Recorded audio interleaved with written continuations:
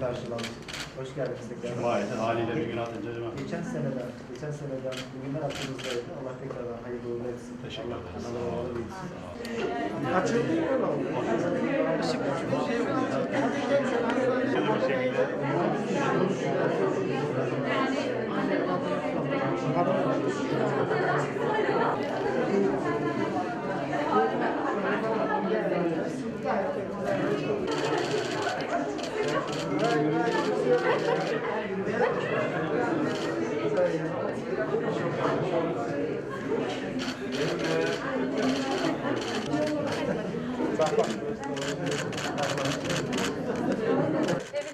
Kanuni'de değil mi? Pandemide doğdu, evet. Hayır, Kanuni'de. Ablası nerede? Oradan gelsen. Nerede? Batı Bağ'da doğdu. Batı Bağ'da.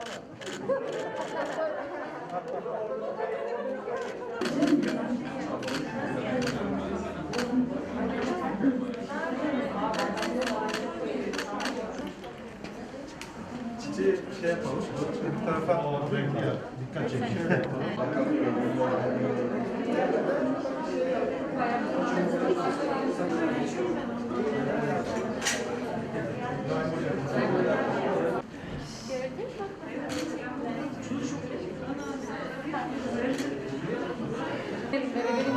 Bir sene geçti.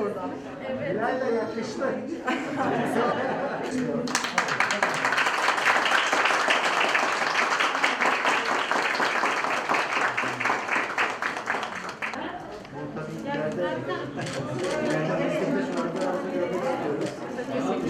Sağ olun.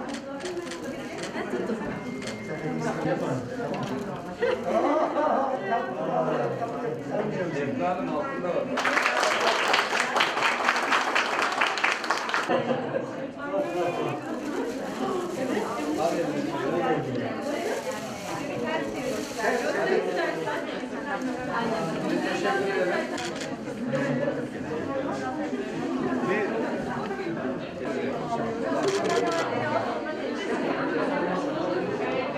Şimdi Bugün hem Çam Sakura Şehir Hastanesi'nin hem de ilk bebeğimiz olan Defne Sakura bebeği yaş günü.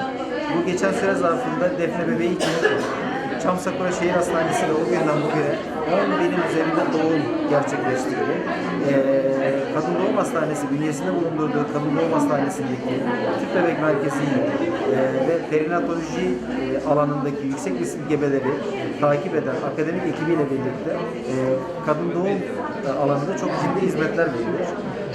Tabii bu ekibi destekleyen çok güzide bir pediatri hastanesi ve ekibimiz de var.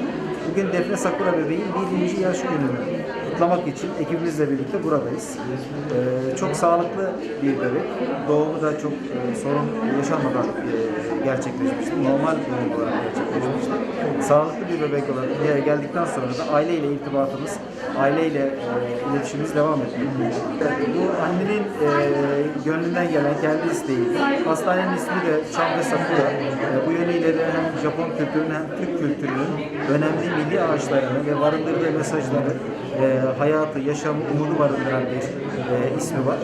Annenin de ilk bebeği için erkek olsaydı ismi Çam ve Sakura olacak olduğu bilgisini biliyoruz.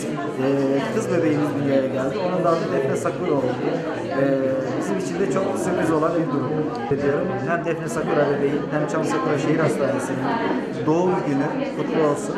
Hastane personeline bu organizasyonu yapan, emeğe geçen herkese ilk önce çok teşekkür ediyoruz. Böyle güzel bir organizasyon yaptılar, bizi çok mutlu ettiler. Ailecek çok mutlu olduk.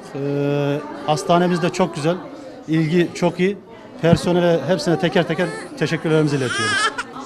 İşin açıkçası çok aklımızda yoktu fakat hastaneye gelene kadar düşünmüştük.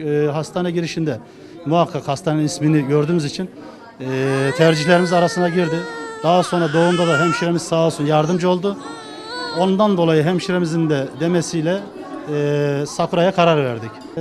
İşin açıkçası çok duygulandık. Tekrar o bir yıl geriye gittik. O sancılı süreç, işte koşuşturmaca, haliyle güzel ortam. Sonuçta bebek de sağlıklı, anne de sağlıklı bir şekilde devam ediyor. Bugün 1 yaşına girdi. Çok merak edenler oldu. Hemen telefona sarılanlar oldu, arayanlar oldu. İşte nereden aklınıza geldi gibi.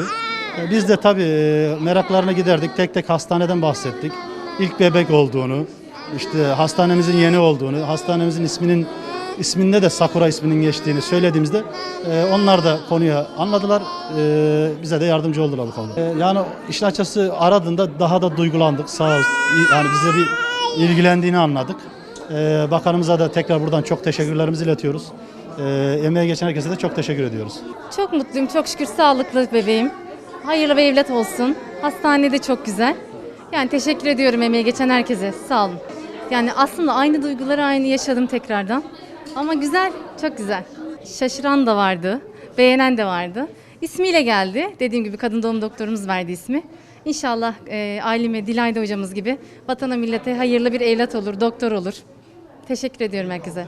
Sakura, Tuğba Hanım bize 21 Mayıs'ta ilk açıldığımız gün yine sabah saatlerinde gelmişti. Doğumu çok güzel ve hızlı bir şekilde, kolay bir şekilde olmuştu.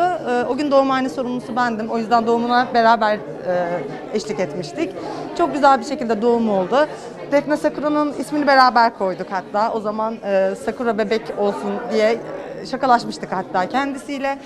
Çünkü hastanemizin ilk bebeği, daha ilk hastamız, hatta kadın doğumun ilk hastasıydı kendisi.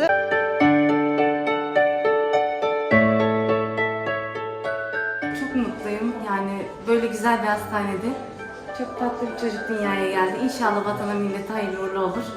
Çok sevinçliyiz. Allah sağlıklı, sıhhatli ve hayırlı uzun ömür versin inşallah. İsmi Defne. Küçük kızım koydu ama buraya geldik Sakura.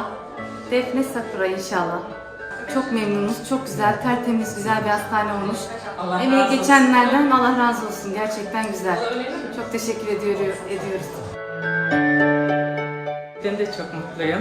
Hastanede olduğu için sağ salim doğdu Allah'a şükür. Mutluyuz.